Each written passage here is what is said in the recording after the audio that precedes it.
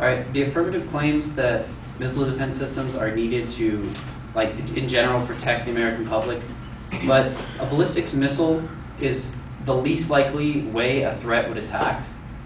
According to Hartung and Gaffney from Boston University, the terrorist groups would not deliver nuclear weapons or any sort of missile to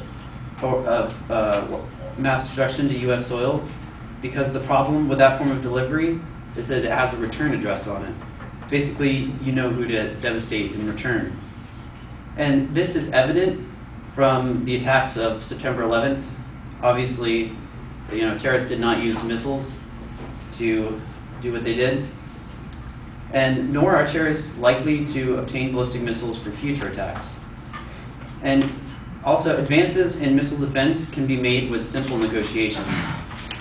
According to Stephen Hildeth from an article entitled "A Missile Defense Deterrent Debate," recently China has offered to reduce the number of deployed missiles if Taiwan scales back their arms purchases from the United States. So simple treaties and negotiations can solve some missile defense problems. And the affirmative also claim that the missile defense is a necessity to protect threats from other nations, such as the Middle East. Well, many countries do not make missile defense an important priority of theirs. Again, from Stephen Hildreth, in all cases, here's a quote, in all cases, Iran's continuing development of its missile program will rely heavily on Russian, Chinese, and North Korean assistance. Despite Iran's current efforts, most U.S. intelligence agencies believe that Iran will not be able to launch an ICBM until the later half of the decade, while only one agency states that a successful test launch is unlikely prior to 2015. So, as you can see, this is years away, and it's hard to say if they'll even have the technology to implement these type of missiles, let alone launch them. Again, missile defense systems involve endangering uninvolved third parties. So, because if you were to shoot like a missile from a country that you were trying to attack and it failed and hit a country that you didn't want to attack, that would be a very negative consequence. And thirdly, the affirmative mentioned the current defense systems in Alaska and California, and our response to this is that missile defense technology is not fully developed. Starting in 2000, the National Missile Defense Interceptor could not tell the difference between warheads and the simplest of decoys. And according to Stephen Hildreth, the National Missile Defense, or ground-based mid-course program, has witnessed a number of technical challenges. These include ongoing delays in testing the rocket booster, which in turn has adversely affected decisions on acquiring long-lead interceptor technologies. And that was in 2005. But it's still going on today.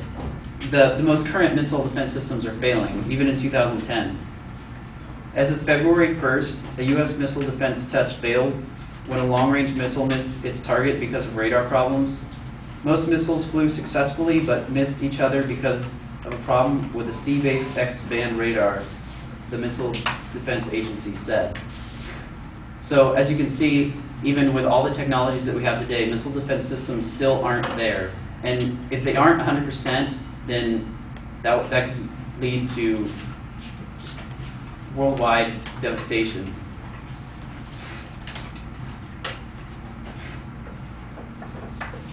And the United States government as well doesn't really do a good job of making sure we are protected from ballistic missiles, because they fail to make it a priority of theirs. Here's a quote from Stephen Hildreth again. Unlike the Clinton administration, the Bush administration has not yet identified in architecture a detailed missile defense system with specific objectives and capabilities that it will seek to deploy, nor establish a schedule for the department and deployment of any other particular system or element. And management of missile defense is poor in and of itself. Bush's administration's overall approach for managing the program could hinder Congress's ability to conduct effective oversight of it. And with this information of missile defense with the government, they tend to shield information sometimes, and this can lead to a lack of knowledge both to the public and to Congress, which oversees the entire project. In January 2002, the Secretary of Defense issued a memorandum exempting the missile defense program from certain reporting requirements normally applied to major defense acquisition programs. The directive will deprive Congress of key program information and thereby reduce the ability of Congress to conduct effective oversight of the program.